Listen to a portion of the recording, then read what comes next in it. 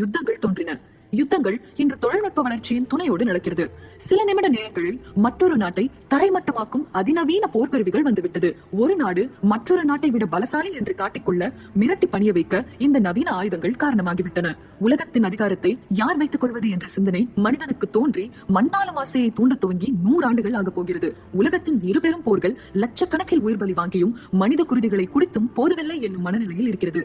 2ஆம் உலக போர் பிரபஞ்சத்தின் வாழ்க்கையை புரட்டி போட்டதுடன் உலகில் நடந்த நீண்ட யுத்தம் என்று வரலாற்றில் தனது அவலத்தை பதிவு செய்து கொண்டது.